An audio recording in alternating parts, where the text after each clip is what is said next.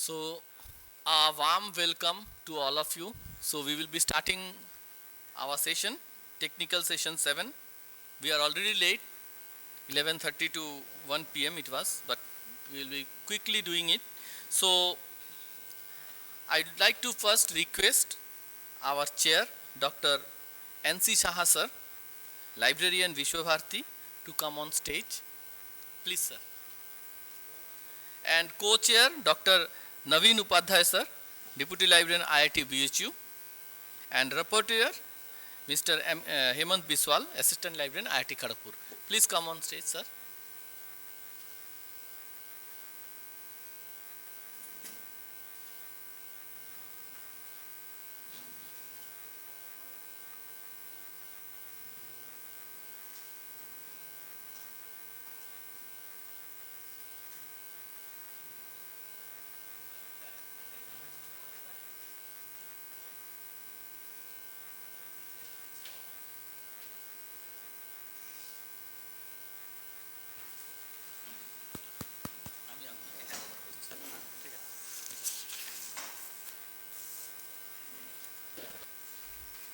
So now I will hand over to our chair, sir, Dr. Saha, to continue the session. Thank you, sir. Sir, you can do that. Okay. Okay. Yes. Then I will go there. So welcome you all on the 7th parallel session of DLSD 2023. But I am very afraid by watch, the very term or the very time in watch I cannot speak out because it is 12টা বেজে গেছে. I don't want to make our session 12. Now, see, we all are the resident of library science discipline, be it student, be it scholar, be it faculty members, be it practice librarian, whatever it is. This session, we need to hand over to the organizing committee, not by 90 minutes, but by 70 minutes. Our target will be help our organizers because they are giving us lots of facilities, right from hospitality, accommodation, and the stage 2. So we, on behalf of the participants and audience, it's our primitive duty to help them by managing that time because we are running 30 minutes late. So before going to the session inside, I think my co-chair and my rapporteur will support me in this conjuncture. Let me call upon how much paper presenter is present over here. Then total 60-minute time will be divided equally. It may be 5 minutes, 6 minutes, 7 minutes, whatever it is. Then we will go forward so that it will be a disciplined session. Okay. So now let me check whether Mr. Abhijit Chakraborty, Abhijit is there. I know him. Then Ms. Susri Namita Nag and Dr. K.G. Sudhir. Yeah, there. If anybody absent, I will be happy. By time. Everybody is there. So I don't lose time. One more from that room. Okay. So let us go by mathematics. 1, 2, 3. 10 papers at all and one coming from there. So let us figure for all participants by 5 minutes. And this mouthpiece and this academic community has a magnetic relation. 5 minutes will be finished by 6 minutes at least. So I think by 6 minutes we will complete our part. Then I will request my co-chair to say 2-3 minutes about the session on his side. And I request my rapporteur to take a note of the session and submit it to our Rapporteur General, Dr. Saptarshi Ghosh, to help him to get the report in a combined form. So now let me invite, without losing time, Mr. Abhijit Chakraborty and Professor Dr. Bulu Maharana. And Abhijit Chakraborty is supposed to be the librarian of Asansol BB College. So please come and just try to focus on your unique features of presentation and work, whatever it is. No objective, no methodology, no introduction, only the unique and key features of your presentation which we actually keen to listen. No literary aspects, because your full paper will be available in the 800, more than 800 papers volume. So, yeah, so please be very brief and very, very addressive to the audience. Thank you. Please, Abhijit.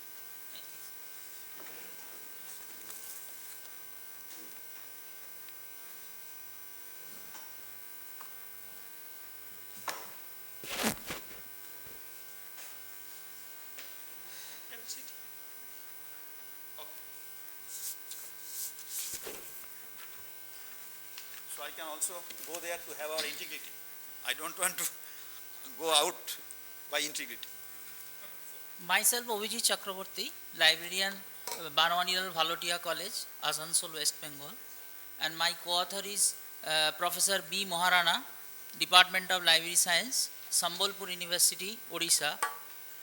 My paper is OER Repository of Odisha State Open University. The name of the repository is e-Ganagar, and we are trying to evaluate the e-Ganagar. So first of all, in the introduction portion, all you know what is OER. So main features of OER have been written here.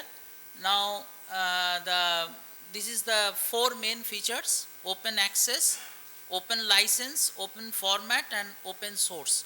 These are the four features of the OER. I am not going to discuss in detail because of paucity of time.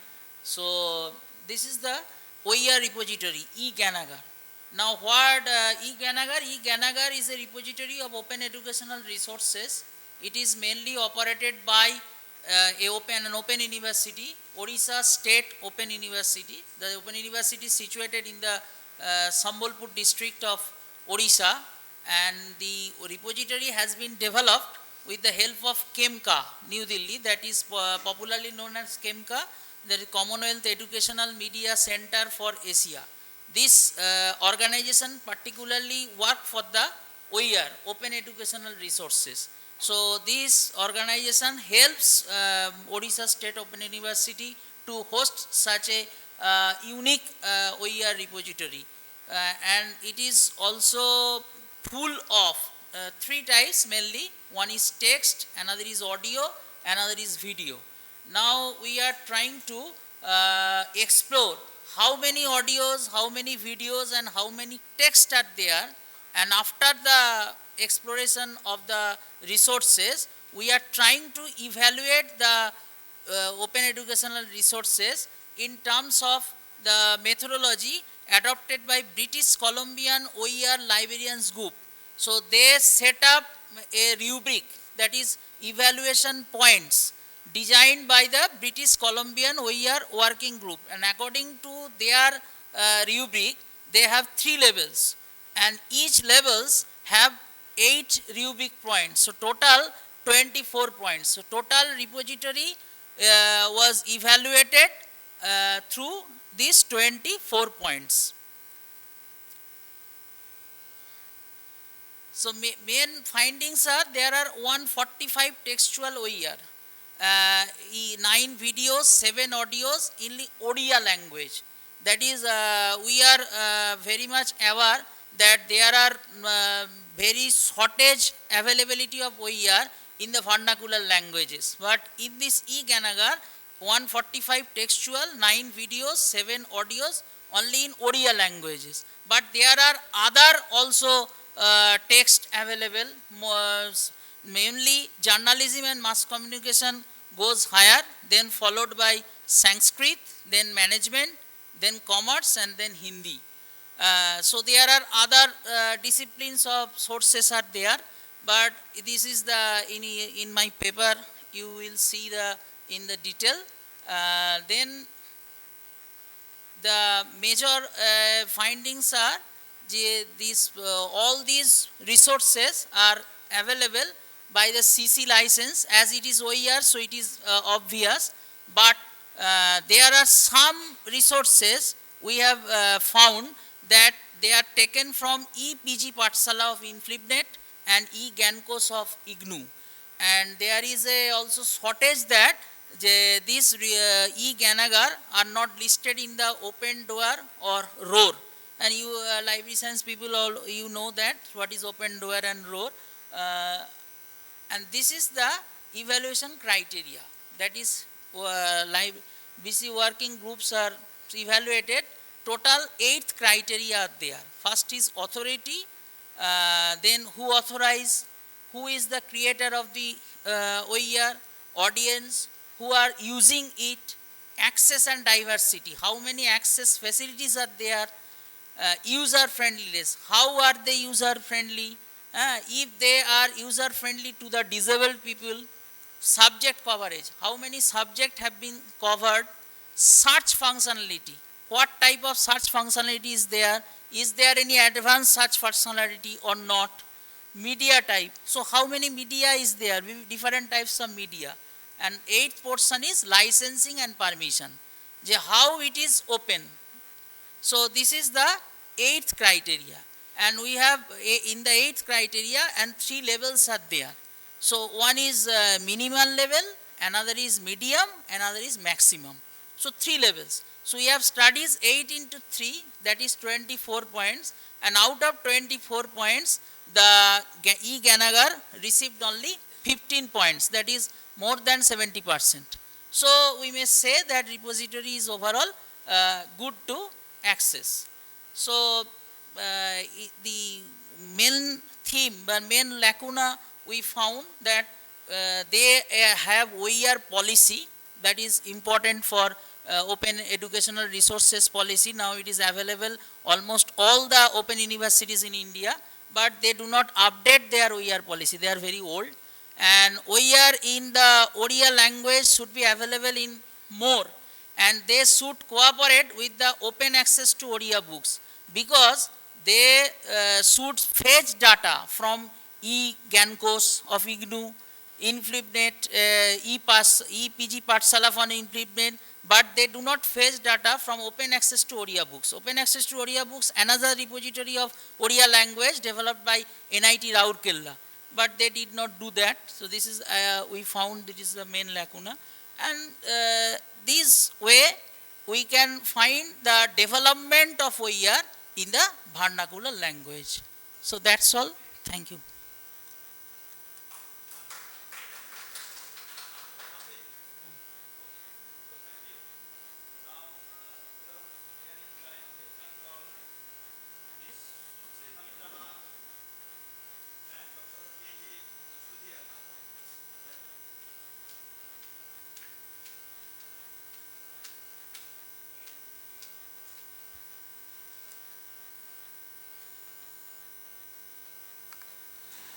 And please be ready, Miss Hiral Patel and or Dr. Devasri K. Sastry.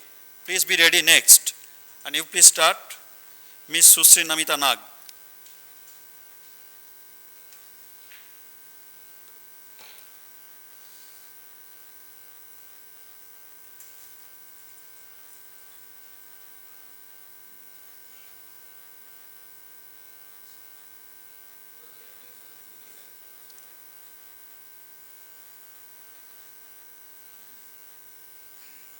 A very good afternoon to all. I am Sushri Namita Nag, pursuing PhD under Dr. K.G. Sudhir in Central University of Tamil Nadu.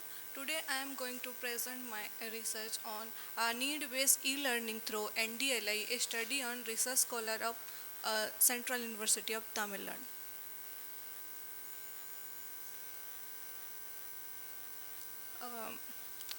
Information plays a vital role. No need to read introduction, please. Pass on this slide. Directly, I'll go to conclusion. Objective. Major data analysis findings. Okay. Objective is to know the CUTN researchers' awareness of NDLI, to identify the type of material they are using, analyze the frequency of using NDLI, to identify the need of research scholar to use NDLI, determine the satisfaction toward needs-based learning, analyze the barrier to using NDLI, to discuss the use of NDLI on quality of education, proposed to in the SDG 4. Methodology, I have taken an online questionnaire using random sampling in 29 departments of CUTN. The questionnaire framed both qualitative and quantitative data. The survey is conducted among 140 scholars who were available at that time, August to September. Out of 140 questionnaire, 115 responses were received. The data was refined in Open Refine and analyzed using appropriate statistical test and tabulated using MS Excel. So this is awareness and usage. 89.57 were ever, and only 10% were not ever. That is use of NDLI account and usage. That another figure shows sources of awareness. Then this is the access of NDLI, like sources of access, frequency, duration. This table presents the preference of learning resources, and that graph presents the preference of content. This is the purpose of using NDLI of CUTN scholars. This is problem faced by the scholars while using NDLI. And this is a satisfaction level of using NDLI and level of satisfaction of quality of education, which is in SDG 4, proposed by SDG 4, quality and equity of education. Then I want to conclude. This study investigated the extent to which research scholars use the digital library, including the aims, perceived influences, degree of satisfaction. This also consistent with India's effort to meet SDG 4 objectives, which enable inclusive and equitable quality of education, foster the opportunity for lifelong learning to everyone. NDLI has a great support to academic community by providing digital content. In recognition of vital role libraries plays in education, NEP 2020 encourages their growth and utilization at all levels of education. It is found that the digital content are helpful for learners to improve their knowledge by the NEP 2020. The lack of coverage of content searching and current or update issue are identified as a barrier in using NDLI. To support the goal of quality of education, the major online e-learning platforms are included in a single window. Thank you. Thank you too. And I wish great success of your research program. Now let me call upon Ms. Hiral Patel. Yeah, please. And next be ready. That is Ms. Tanima Tunga and or Mr. Pavitra Sharma. Actually, this I think Ms. Pavitra Sharma. Yeah, not Pavitro, but Pavitra. Yeah. Great. Thank you. Please. Good afternoon, respected guests on dais and all the participants. The study by me, myself, Dr. Devashri Shastri, and my friend Hiral Patel. Our study is about scientometric evaluation of ETDs of Department of Library and Information Science of University of Delhi.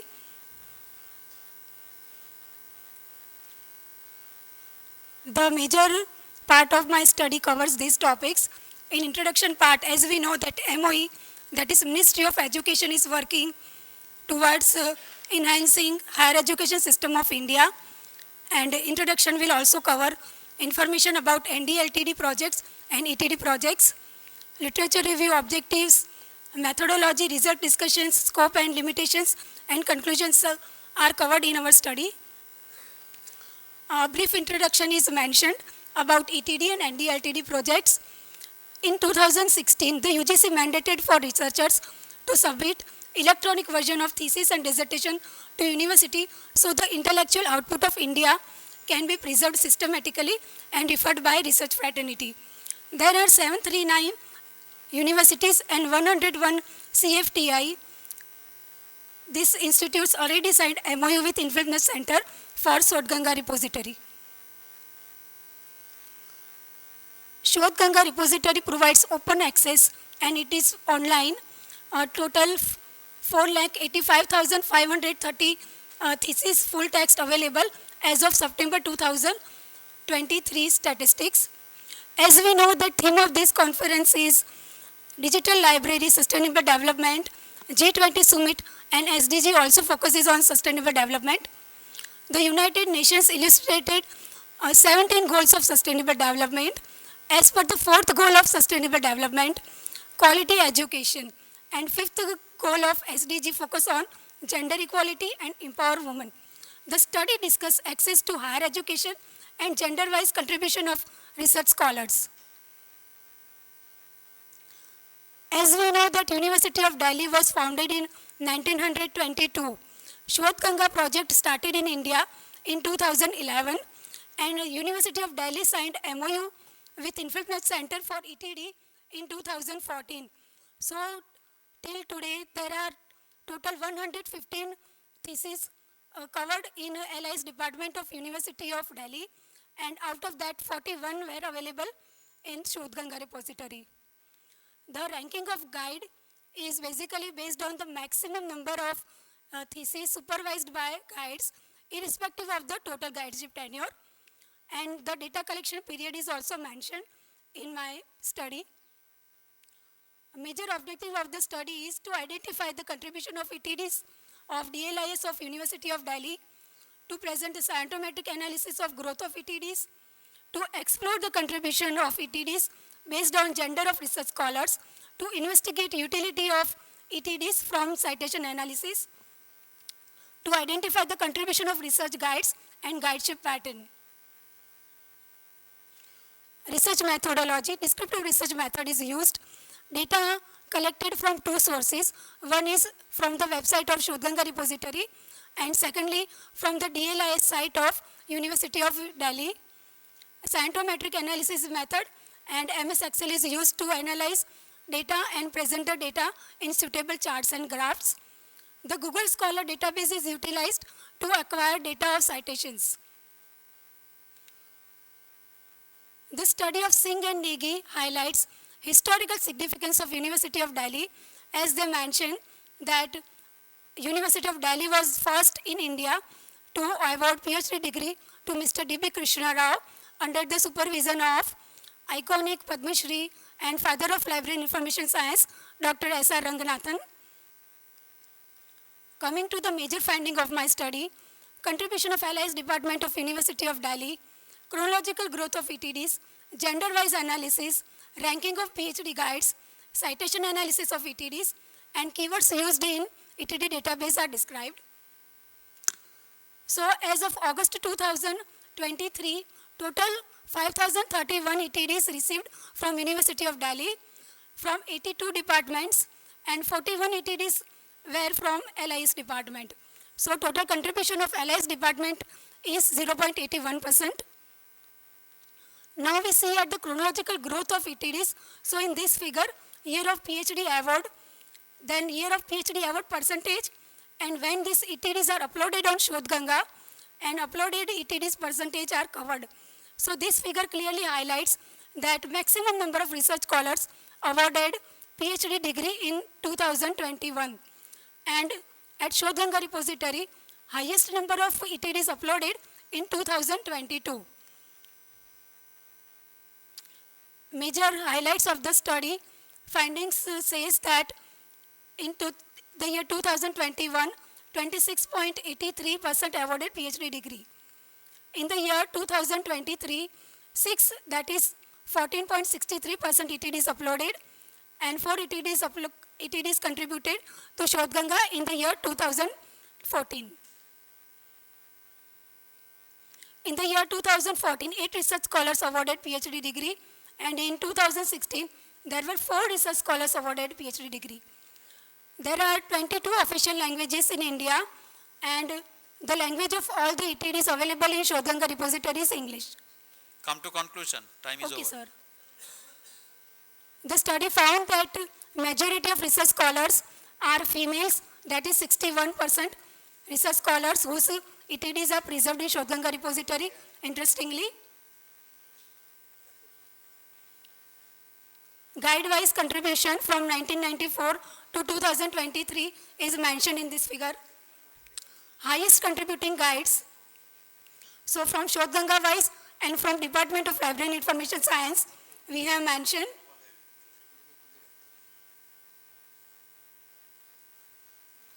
from Department of Library and Information wise, Dr. Shailendra Kumar identified as the most prolific guide who guided 23 research scholars, followed by Professor Dr. K.P. Singh who guided 13 research scholars, and Dr. Professor Madhusudan Margam who guided 12 research scholars take the position third.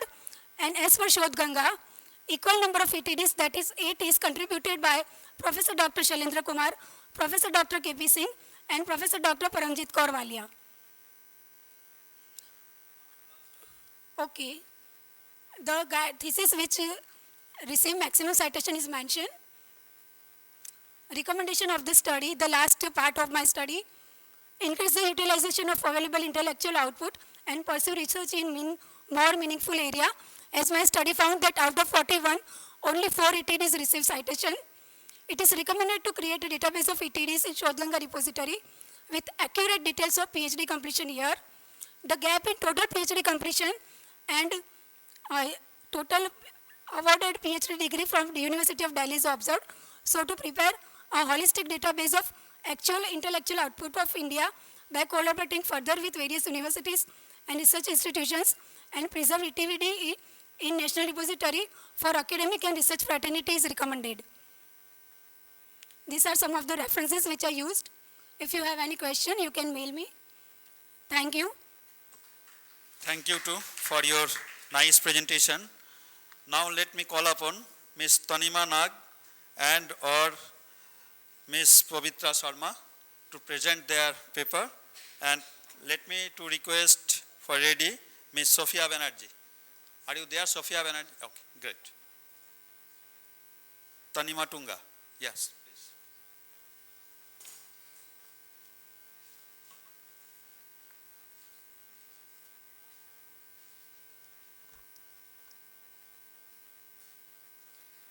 Very good afternoon to the respected dignitaries on the dais and off the dais, and my fellow participants, and to one and all present here.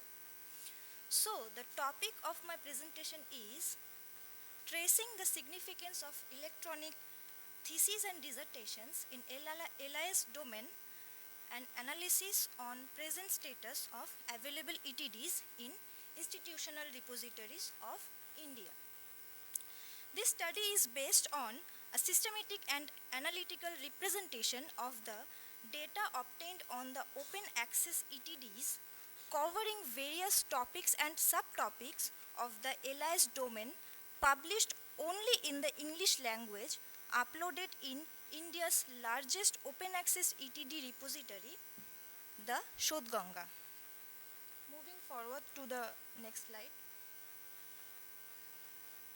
The objectives of this study are to analyze the present status of research work in the library science domain, to find out the total number of universities that contributed 20 or more than 20 theses to Shodh Ganga in the LIS domain, to quantify the number of ETDs published on library science related topics written in English, to collect and analyze data about the research work done on libraries by determining the types of libraries such as academic library, special library and public library.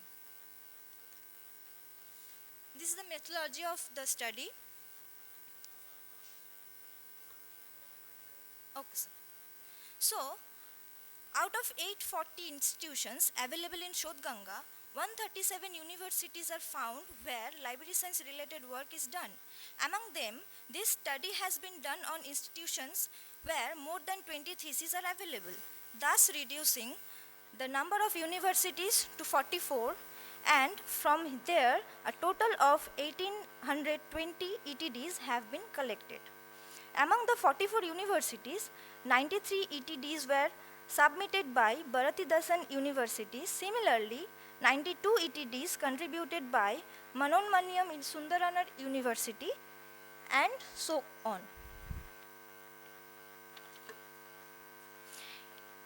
8 basic topics were found on LIS domain, where the highest number of ETDs were found on the information sources, systems and services related topic, which is 744 in number, and 12 ETDs were found on organizing and managing information, which is the lowest.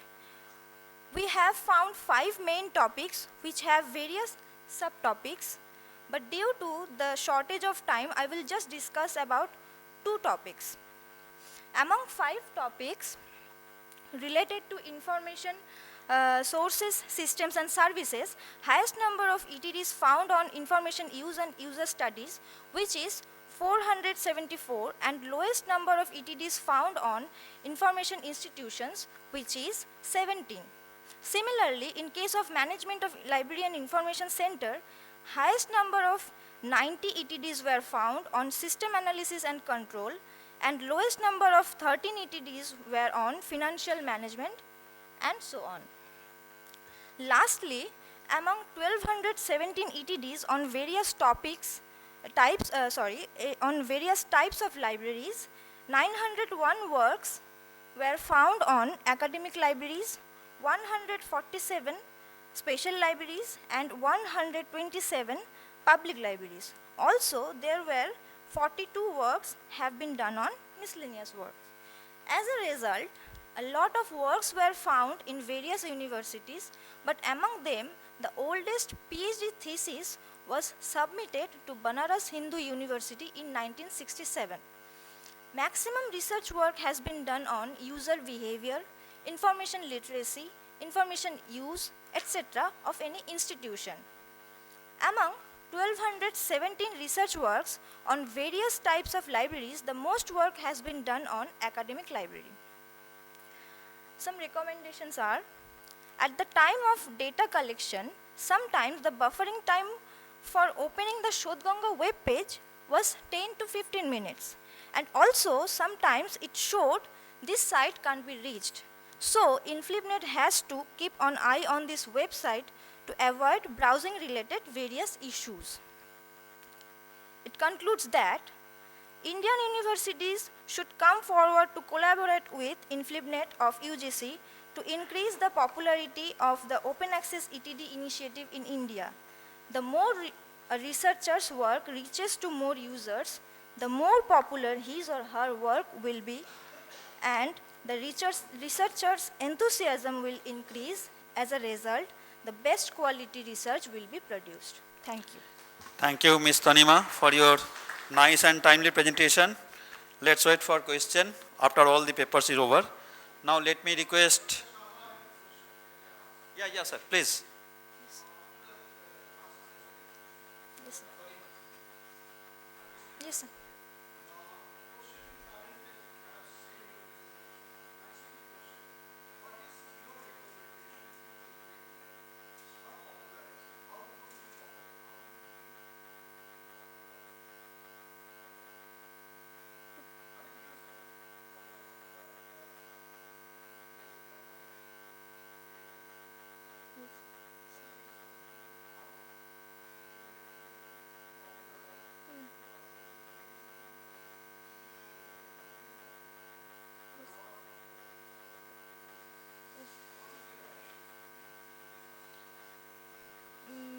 I think they should provide more awareness about this open access ETD, open access electronic. Yes.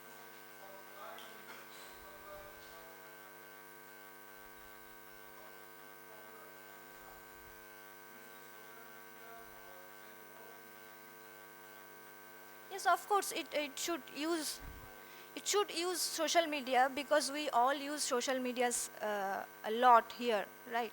So more than anything, we should use social media, I think. Do you have any question? What sir is asking, do you have any question on your study like that? How you will or how InflibNet will popularize the Shodhganga? Yes, sir, I can answer. Yes.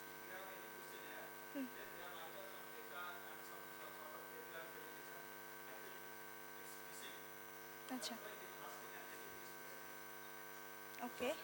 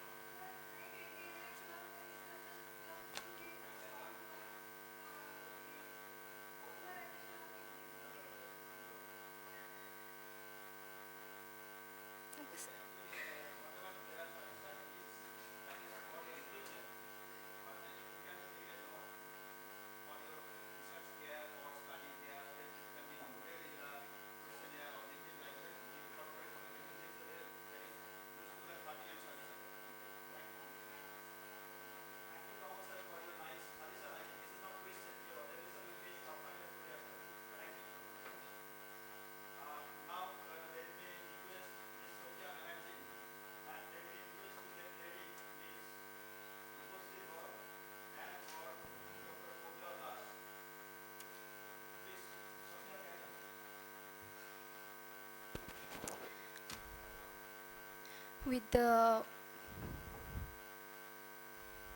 okay, with the permission of the chair of the session, let me introduce my paper to you. Myself, Sophia Banerjee, Department of Library and Information Science from North Bengal University, and my paper entitled as Use of Audio-Visual Media Embedded in OER available in Indian National Repositories from 2017 to 2022, an evaluative study.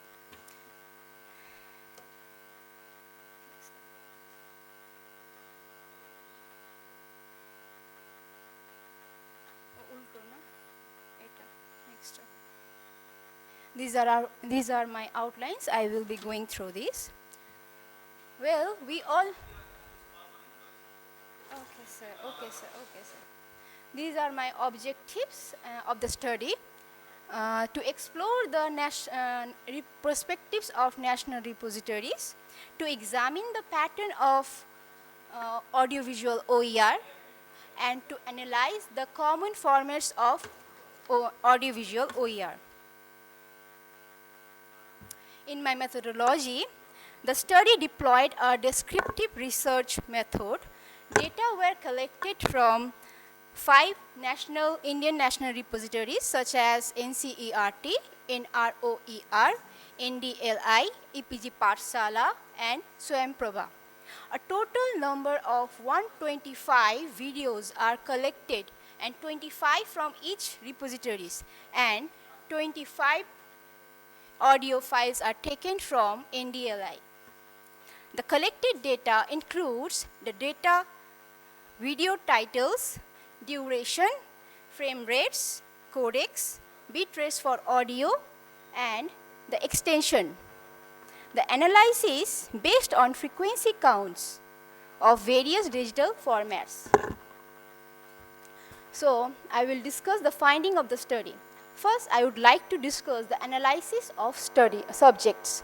And in this, I have shown the sunburst graph where I have discussed I have shown the primary disciplines in the middle, such as fine arts, applied science, business and management, science, social science, and literature. Next, the duration of videos. It is perceived from the study that the shorter duration such as 1 to 14 and 14 to 28 minutes videos suggest highest retention rates with targeted users. Next, the video codecs. The most common video codecs comprise with BP09 and AVC1. Next, the audio codecs of video. The most common audio codecs found that the Opus codec is 88% and the MP4A 40.2 140 codecs is only 12%. Next, the frame size of videos. It is found from the study that the most common frame rates are 600 into 480, 853 into 480, and so on and so on. The extension of the videos. The most preferred extension is AVC1 followed by VP09 and AV01. And the last finding of the study is the analysis of audio, which I have shown in the tabular form with many variables with frequency wise. Next, the implication of the study. And my implication of the study starts with practical implication. Here I have discussed that educators and content creators can customize learning resources. Standardized OER format enable mass accessibility. OER formats may also enhance media literacy. In my social implications, I have shown that the variety of OER can enhance the learning system. It also supports the environmental friendliness with paperless and digital learning. Okay. Finally, I will conclude my study with few statements such as the study acknowledges limitation. Those are selected repositories and a small sample size. Despite these limitations, the study provides a valuable insight. It is obtained from the study that the descriptive study it is obtained from the descriptive study that the further research are needed for deeper understanding. Thank you. So thank you, Sophia, for your nice study and presentation. Please wait for question if any after the session. Now let me request Ms. Rupasri Dhar and or Dr. Pragya Das, please come. And please be ready, Mr. Abhijit Rai and or Professor Rakhanananda Shukla. Is there anybody? Mr. Abhijit Rai? Okay, great. Please.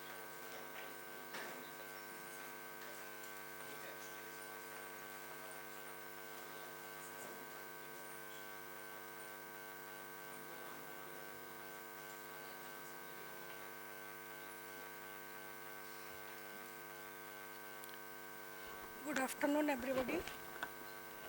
Our paper is exploring the use and practice of open educational resources in engineering college libraries of Bhubaneswar city. Actually, this paper is my research scholar, Rupasri, and she could not attend due to her health issue. That's why I am presenting this paper.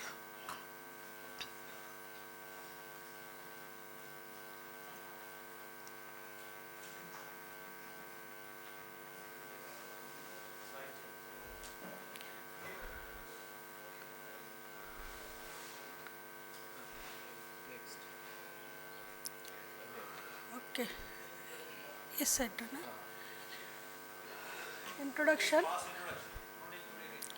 Objective of the study to investigate the type of open educational resources used by the postgraduate students to dictate the uses of educational resources, to observe the practice of using the educational resources, to notice the recommendation for its effective application. Actually, the investigation limited to only 4 engineering colleges, which is top out of 100 top 100 institutes of the in NIRF ranking 2023. And we have circulated 200 questionnaire to all the departments of the during the visit of the departments. The 200 questionnaire were distributed among the postgraduate students of all the institutes, and 61.5% responded to the questionnaire.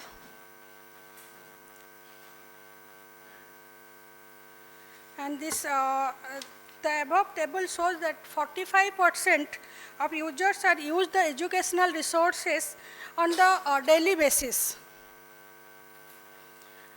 And time from this table we shown that 16% of the PG students spend less than 1 hour time in using the open educational resources. 17% of the students spend 1 hour using the OER. Likewise, 36% students were used the OER 2 to 3 hours.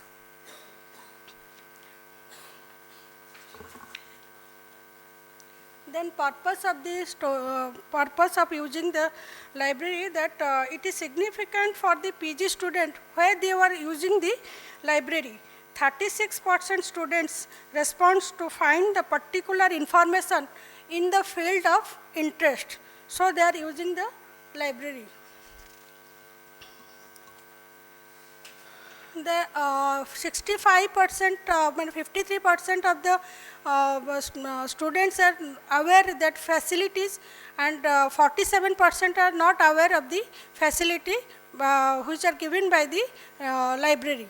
Then 47% students are aware about the services, whereas 53% of the students, they are not aware about the services given by the library. 96% of the students, they are comfortable to use the access in the campus. From this, it is found that there 92%, 96% they are using the directory of open access journals, whereas the 96% were using the ETD, and NPTEL they are using 92%, whereas the National Library Digital Library of India, 86% of the students were accessing the open educational resources.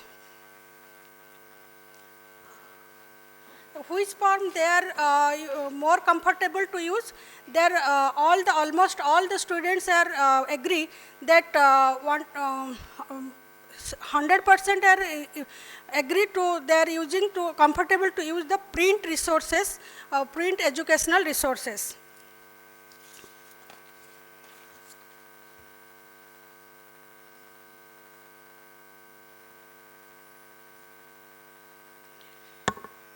From this figure, it is evident that 86% maximum of the students refer the research articles.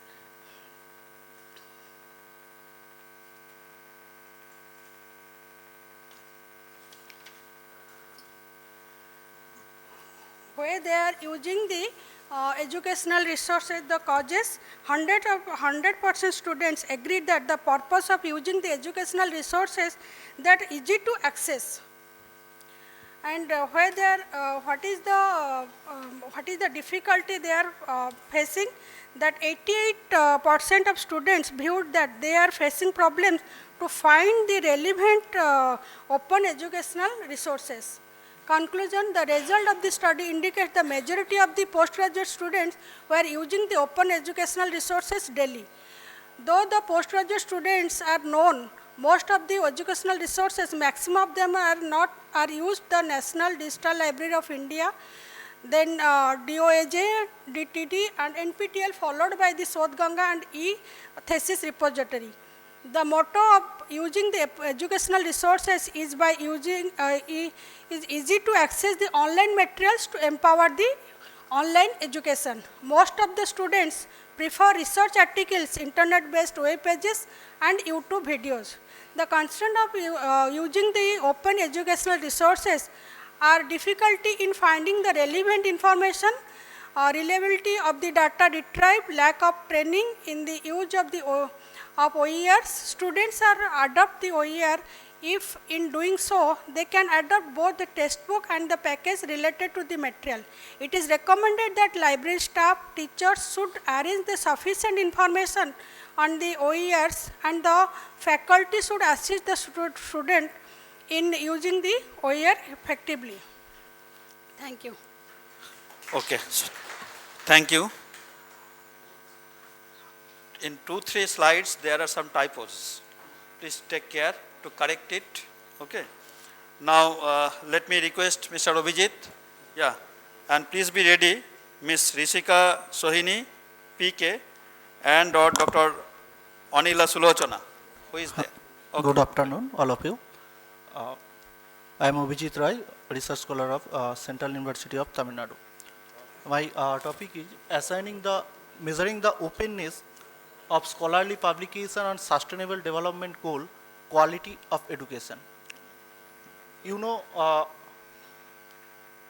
already you know SDG goal developed by UNA, and at a time most favorite and important issue in our world.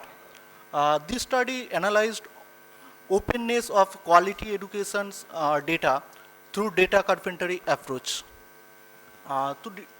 To determine the publication's growth of open access growth, examine the publication's use of license, to identify the repository self-repository of publications and number of publications in open licenses and authors self-repository in different worldwide IR institution, repository institution.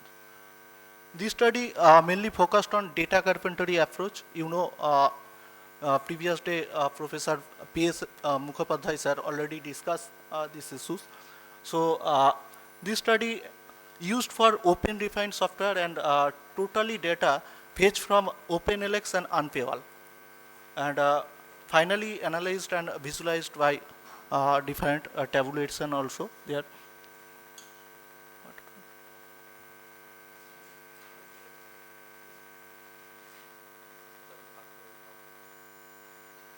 Okay, okay, okay. When we analyzed the total publications of Indian quality education publications, at a time we focused on 93% publication published with DOI, and before 2015, only 77, but their growth also there. This is very important part. We call REST API from OpenLX and Unpayable. We saw that there, though two databases open access response are different, but number of open access publications is same. 180 publications is gold path, is very unique and very important, and it's very good for us. Most of the open access published in gold maybe is open access journals, 59% and 60%. Use of license, if I show above 50% open access publications used open license, it's also very, very important in our domain. Most of the publications in OA categories, 86% open access present in different repositories in worldwide, websites and other repositories. This one best and good for us, that's 78% is publications present in our different institutional repositories. But one thing's also disadvantage for us, no one institutional repositories belongs to in our India. This is okay. Conclusion is we tried to measure the openness and open access publications in others goals 17. Thank you, all of you. Any questions? Thank you, Abhijit, for your nice work and timely presentation. And the session is very fortunate. As one of the management scientists said, that if we share, we are halfway there. So as all the presenters are shared with us, so our session is running on time. Now let me request Ms. Rishika Sohini PK. Yes, please. And please be ready, Mr. Youngcom Ronald. Is he present? Okay, great.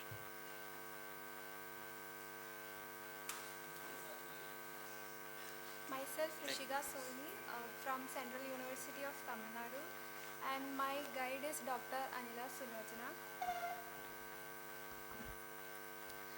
Today I am presenting my paper titled Assessing Web Accessibility in the National Digital Library of India and Internet Archive using AI Inspector sidebar. So here I would like to address the concepts of inclusive education from the perspective of web accessibility in the digital libraries. So I use the term web accessibility because the evaluation was done on the home pages of NDLI and Internet Archive.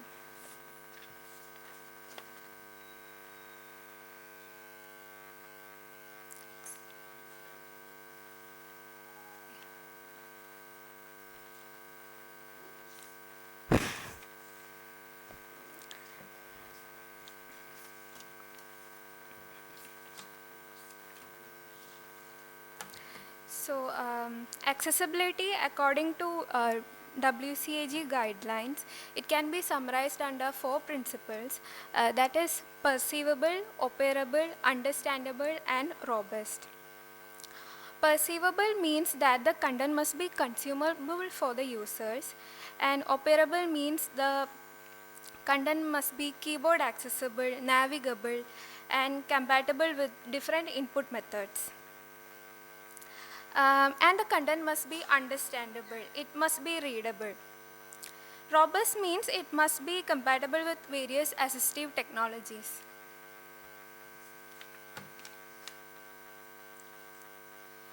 So why accessibility for digital libraries? So digital libraries can be especially helpful for the print disabled community, not only for the vast amount of resources that will be available in such spaces, but also availability of these resources in alternative formats. NDLI and Internet Archive being an excellent learning resource, and by ensuring compatibility with the assistive technologies, these can alleviate various barriers in education. So my objectives of the research are to showcase the importance of accessibility for the goal of inclusivity in education, particularly for the disabled individuals, to promote a preliminary understanding of accessibility, accessibility guidelines and evaluation tools, to promote adherence to accessibility rules, guidelines during the design of digital library platforms. So my methodology is I used an evaluation tool called AI Inspector. So basically a web accessibility evaluation tool is a software program that helps to determine whether web content meets accessibility guidelines. So the home pages of NDLI and Internet Archive using this tool was evaluated based on the WCAG guidelines with level A and AA success criteria.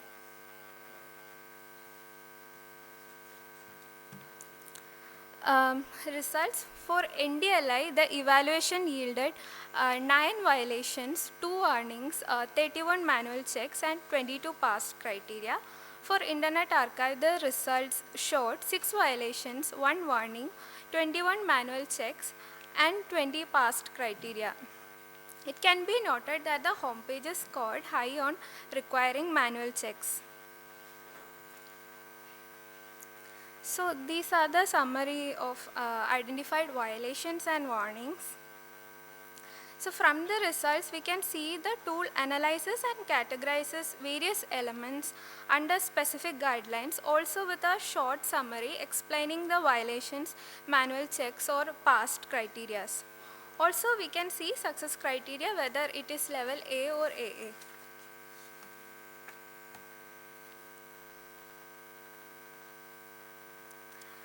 From the evaluation of the home pages, we can see violations related to adaptability, distinguishable content such as the color contrast, site navigability, providing distinctive headings, main headings, and ensuring consistent ordering of headings. Also providing description for page elements, etc.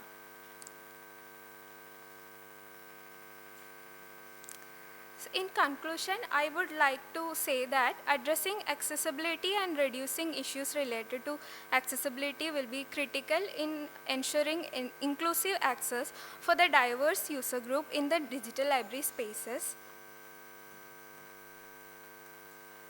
So need for further study, the study basically provides initial insights into accessibility. The results from the study shows so many elements requiring manual checks. Also, the accessibility alone cannot guarantee usability, for which studies needs to be conducted based on the interaction of the disabled user groups with the digital library platforms. That's it. Thank you. Thank you, Rishika. It's a nice work. Now let me request to present your paper, and let me request to get ready Mr. Subroto Kumar Nanda, and Dr. Yes, great.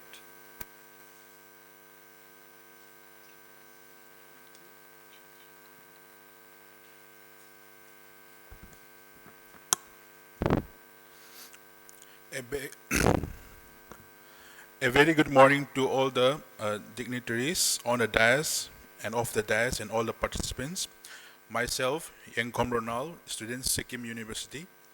My presentation topic is awareness of OER among PG students of School of Social Science at Sikkim University.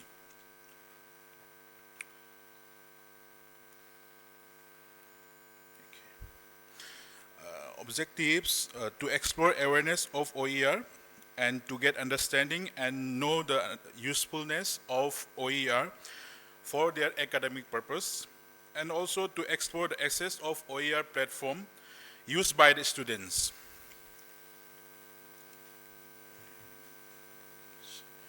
The data was collected using questionnaire method, circulated online through Google Form. And the reason for using online questionnaire was that the departments of School of Social Science were scattered.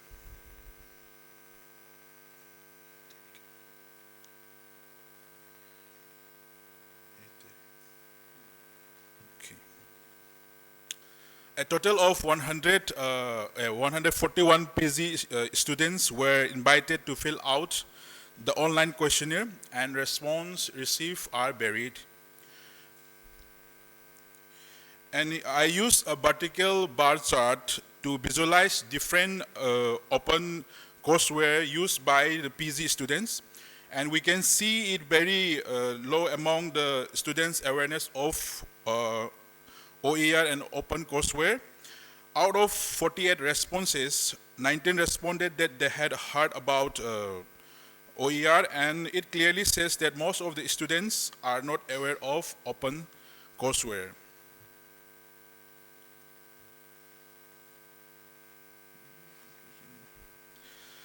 And like by adopting OER education system is more effective and egalitarian, similar studies can be conducted to explore the awareness of OER among PG students of universities across the country. And bodies like government, association, and consortia can collaborate with universities to create and store and can contribute to more widespread and equitable education, like better policy or funding, quality, etc. And library plays a crucial role in keeping well of books like e-journals, digital contents, and assist in organizing events, workshops, and training sessions. And also to integrate OER in teaching and learning for benefit of OER, it's to enrich teaching and learning experience while promoting OER open access to education, provide knowledge in licensing and copyright, and ease access to use of OER, still respecting right of content creators. So thank you so much. Thank you, Yankam Ronald. Now let me request Mr. Subroto Kumar Nanda to present your paper, and let me request to get ready Ms. Sagota Rana. This paper would have been presented yesterday, but this paper has been shifted to this session. Ms. Sagota Rana, yeah.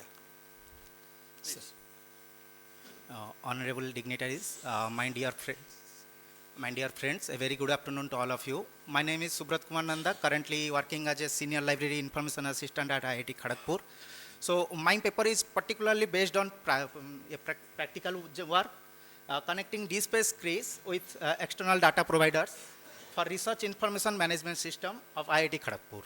So how DSpace CRIS is different from the traditional DSpace, so this study is particularly based on. And how it connects to the external data providers like ORCID, Altmetrics, PubMed, Plumex, Scopus, Web of Science. These are the. So this is the introduction level. Just I am skipping this. This is the flow chart of DSpace CRIS. The main focal point is your item. All are interlinked with each other. the main part is your organization. First step is you have to create your organization, then your researcher profile, and then item. So these are the objectives to adopt open source software like DSpace Chris. As we know, the proprietors of software and the vendor lock-in issues are there. To develop a dynamic institutional repository over the traditional one to support and encourage research activities in IIT Kharagpur. To collect and manage research data of IIT Kharagpur from PubMed database. Particularly my study is based on PubMed database. All the data research articles are collected from PubMed database. Then to promote and publish the research data of IIT Kharagpur and its citation metrics. The DSpace, how DSpace Chris is different, the traditional DSpace, what it does, only collect the articles, store, and disseminate to the users. But DSpace Chris is totally different. It not only collect and store the articles, it will showcase the impact of the article. Means its citation metrics, all of things, the DSpace Chris will show. How it will show, I will show you in the next slide. Then to harvest citation information, like Scopus data information, Web of Science, then from Plumex, then, sorry. Yes, from external database. Then last, to showcase the usage statistics. In DSpace Chris, in last slide, we have a usage statistics of the repository, how it is used by other institutions and organizations all over the world. Yes, so first, this is the login page of DSpace Chris, and you can see here, login with ORCID. If you have any ORCID ID, you can log in, and it is integrated through a API key. Okay, so at first, there are in DSpace, we can see it is collection and community and collection. But in case of DSpace Chris, it is entities. So first entities is ORG unit, means organization unit, your organization. Then second one is people. People means your researcher profile. And then last one is publication, means it your article, maybe it is a journal article, conference proceedings, book chapters, etc.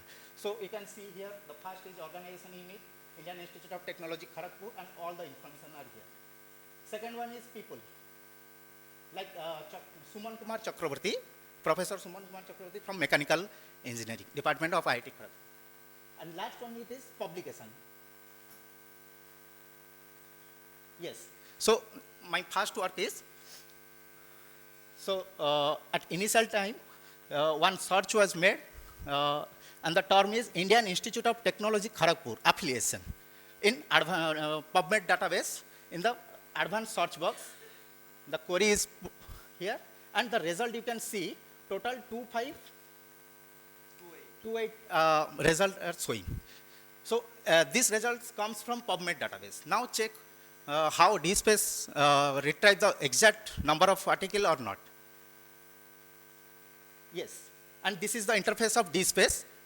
This tab is from external source tab. And you can see the same term, Indian Institute of Technology Kharagpur affiliation are here, and the result is 2528, the exact result is here. Now, this is the one publication, one title is, Silk Fibron. So this article retrieves this Plumex citation, you can see 960 citation, and here this is the alt metric citation 25, and 995 it is AI dimension AI citation. And in detail you can see the next image, here Scopus citation, I think 960.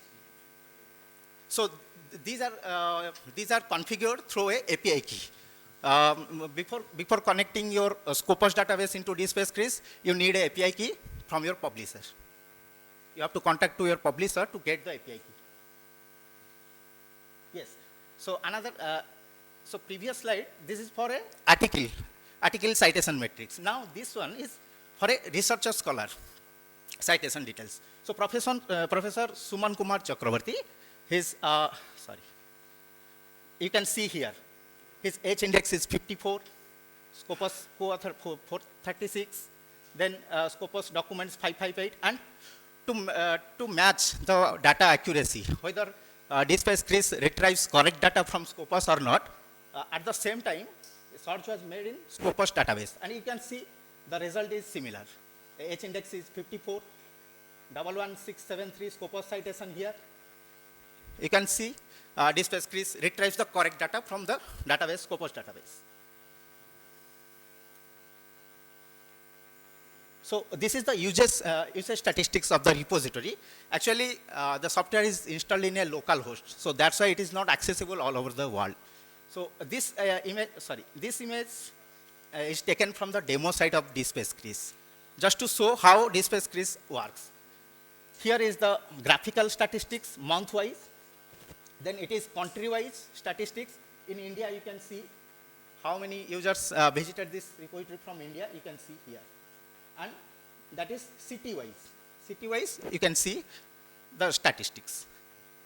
And so DSpace Chris is, I think it is very good, and it's totally different from the traditional one. It not only store and preserve the document, it will showcase the impact of your article on, as well as a research scholar. So thank you. Thank you for a nice work and nice presentation, Subroto. I think it will help us to our future library service. Now let me request Ms. Sagota Rana to present her paper, Connecting DSpace Chris. Oh, sorry, your paper title is not here. So Sagota, please. Okay. Please carry on. Thank you, sir. Good afternoon, everyone. So, as the title suggests, the study is about developing an ontological framework to capture intangible cultural heritage related information using CDOC CRM and with a special focus on Dokra arts and crafts in West Bengal.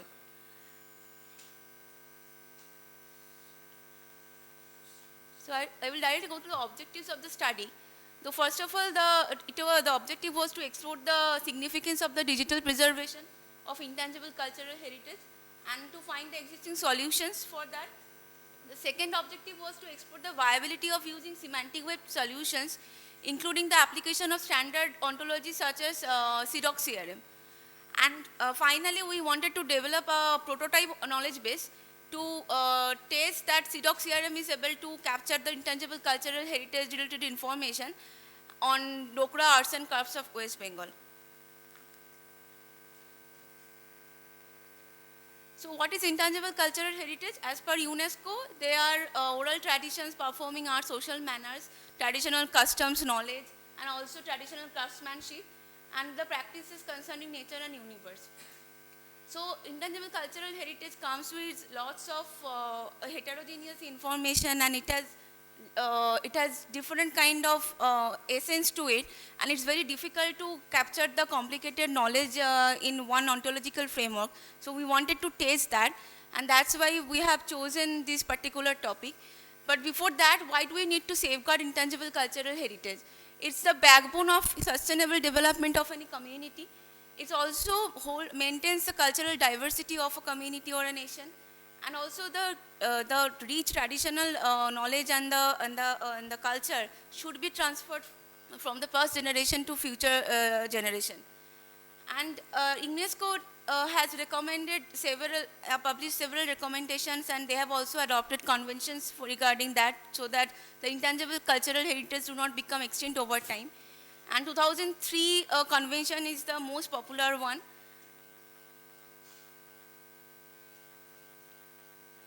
So why do we talking about digital preservation of ICH?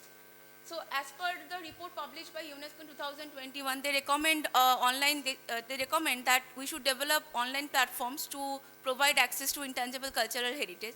And also as per IFLA UNESCO Public Library Manifesto, public libraries should provide access to intangible cultural heritage through both physical or digital media. At the same time, they have mentioned that we should provide meaningful and contextual access to cultural expressions. In order to provide meaningful and contextual access, we definitely definitely need to develop semantic web solutions. And here we have, we need to explore that how ontological framework can help in providing that meaningful access to cultural expressions. So what is ontology? So ontology is basically the formal description of a knowledge so that every concept is defined explicitly and the relationships among the concepts is also defined properly. And CEDOC theorem is the standard ontology for cultural heritage, and it is actually the only most popular cultural heritage domain ontology, standard ontology. It's mostly used as a core upper level ontology, and we can extend it as per the requirement of the knowledge domain. So some key benefits of using an ontological framework is it brings semantic clarity and interconnectedness, and also using a standard ontology will definitely facilitate interoperability and integration with other ontology or other knowledge domain. So we have used Dokra Arts and Crafts of West Bengal as a case study to test whether CEDOC theorem is actually able to capture the intangible cultural heritage related information. And we have chosen Dokra craft because it's one of the earliest lost works metal casting technique, and also it has a huge ethnographic significance as most of these models of this craft style reflect the primitive lifestyle, rituals, religious beliefs and creativity.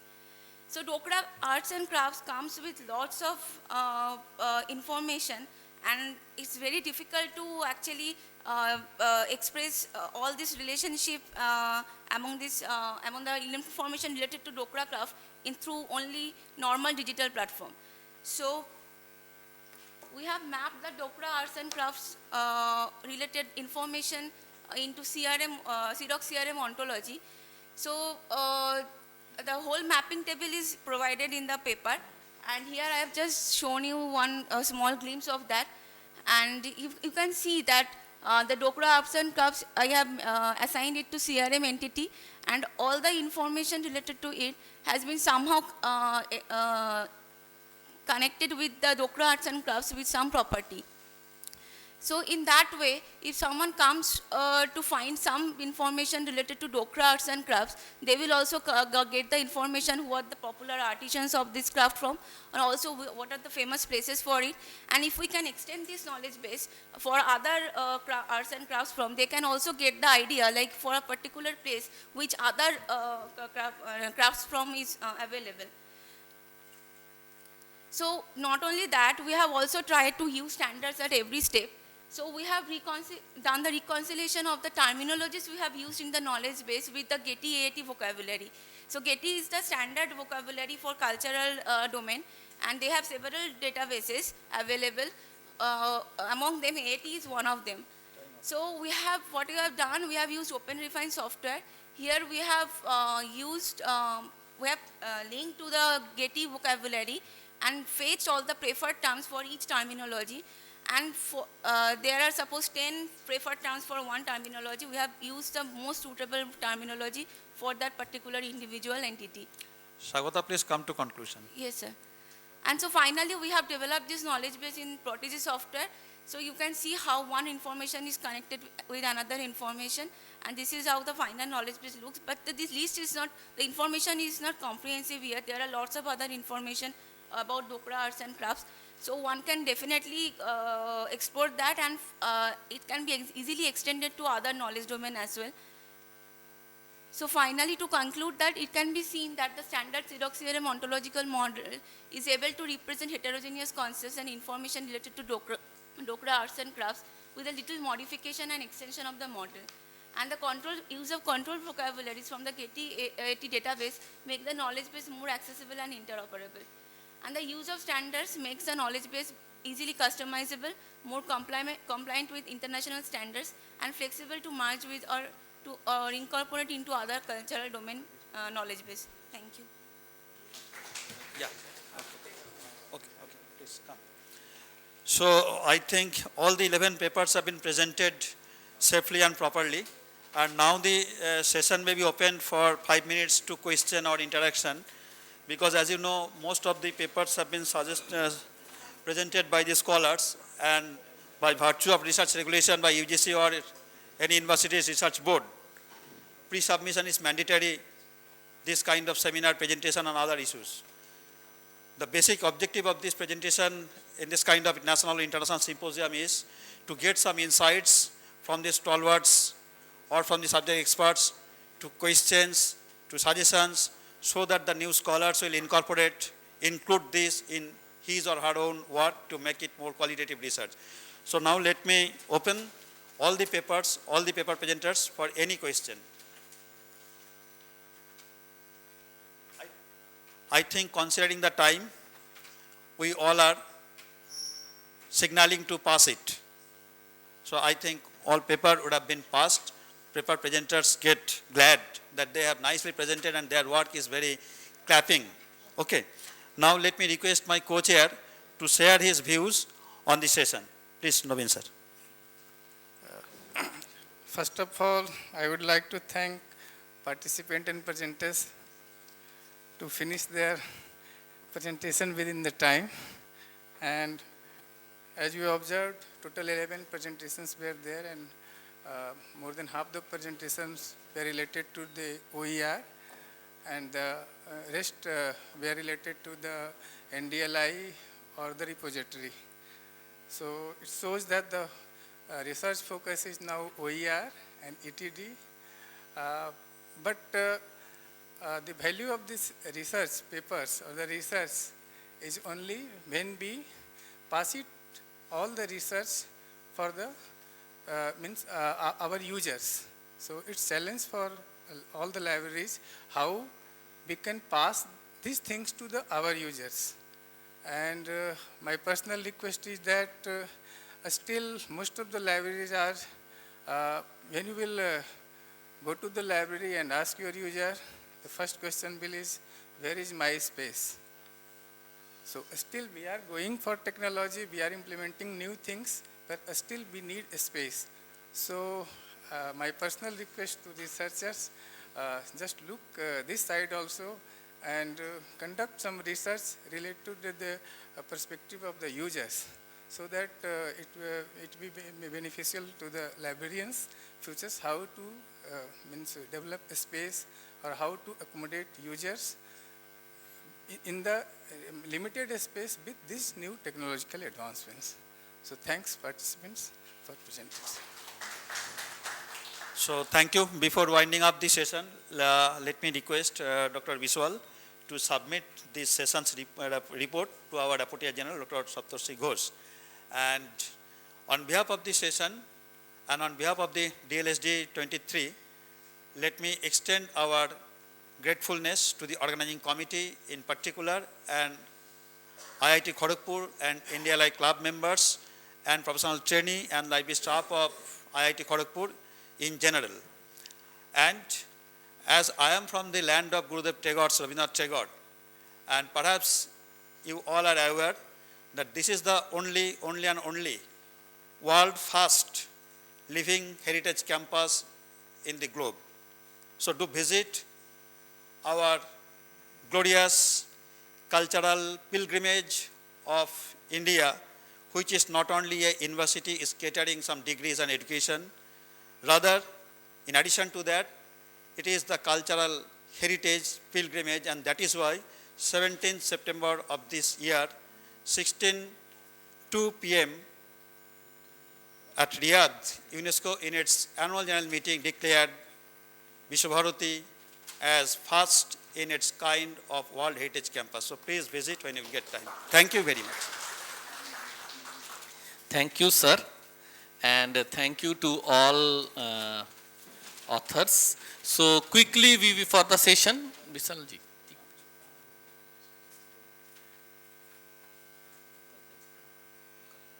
So I will request Dolon to give a flower bouquet to Dr. Saha sir. Flower bouquet and moment. Photographer.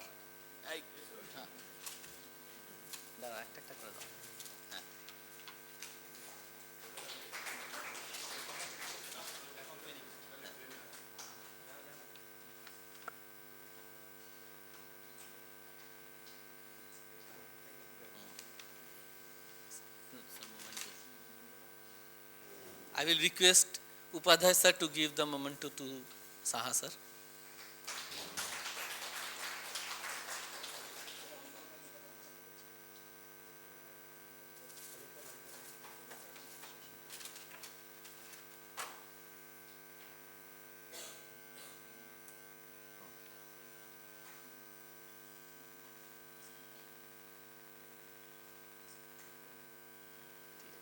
Thank you, sir.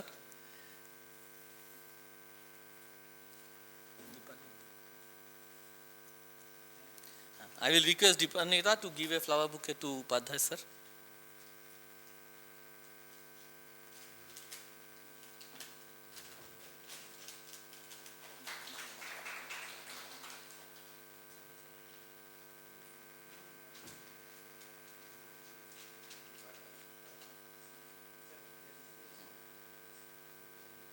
I will request Dr. Saha sir to give a memento to Upadhyay, sir. Please. Not written, it is his photo is there.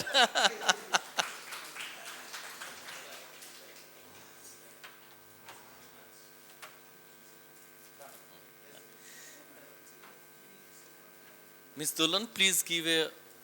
Wait.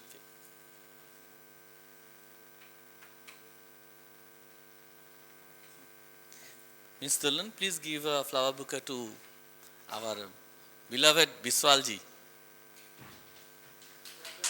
Clap, clap.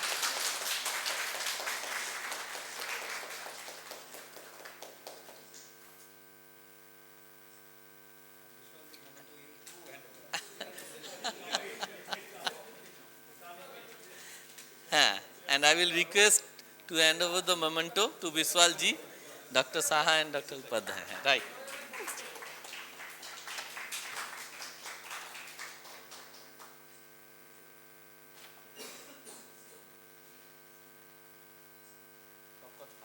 Thank you. And I will request all authors to come here. Sir, koi naamta.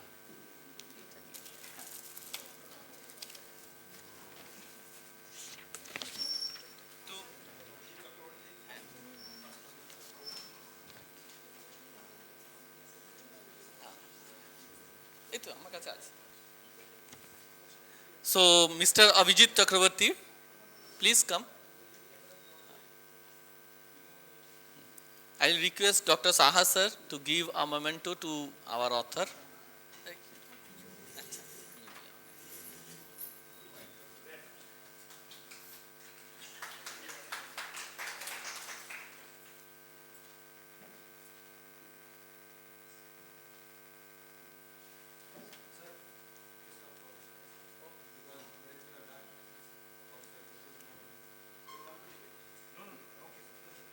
Okay, next Miss Sushi Namita Nag.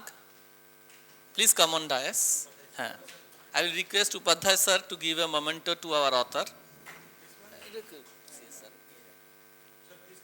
Please.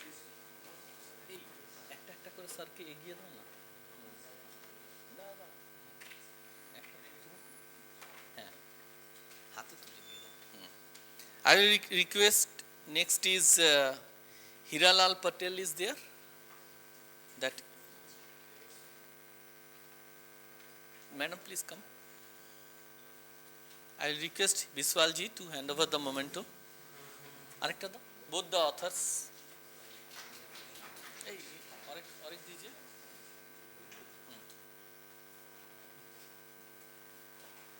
This photo session is important for documentation. You know, for all library professionals. Geotag. That. Thank you. I will request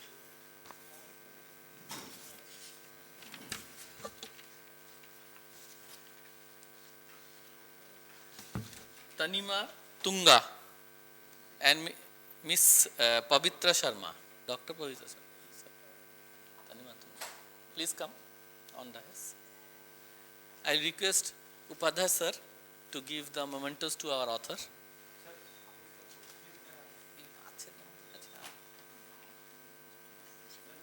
আচ্ছা দুজন আছে এখানে বের করে নাও পরে দেখে নিচ্ছি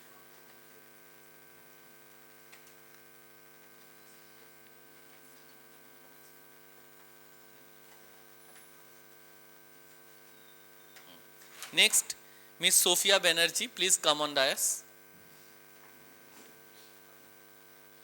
I will request Biswalji to give the memento to our author, Sophia Banerjee.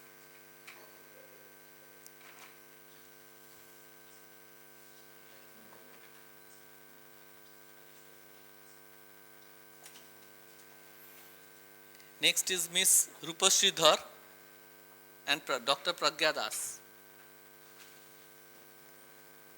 I will request Dr. Saha sir to give the mementos to the author. Duto author আছে আমার।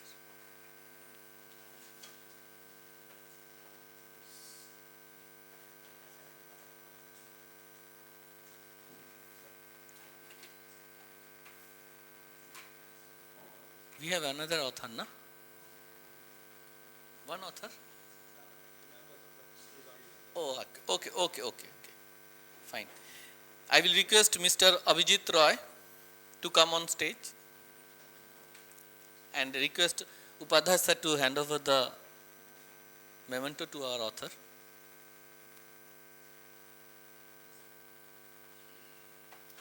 At least give one round of applause for their contribution.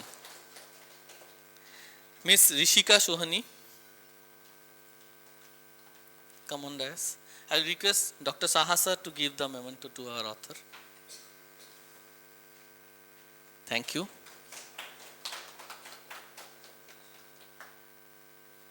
Mr. Ronald, I will request Mr. Ronald to come on stage. I will request Dr. Saha sir to give the memento. Sir, please.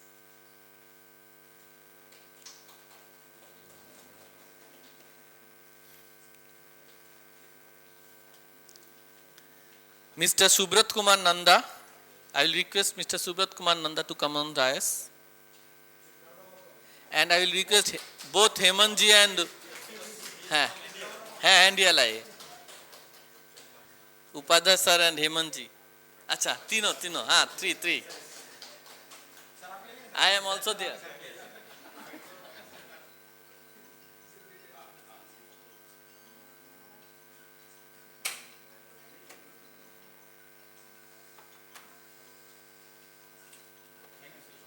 Thank you all. Miss Swagata Rana, I will request Miss Swagata Rana to come on stage. And I will request Saha sir to give the memento to our author. Okay.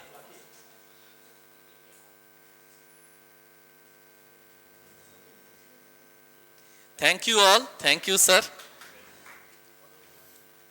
So with this, we will close this session and let us go for the lunch. And again, we will be meeting here for the session. So that is, there is another session from 4 p.m. Session 10. No. Huh?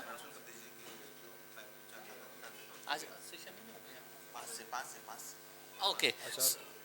Okay. Those who want to visit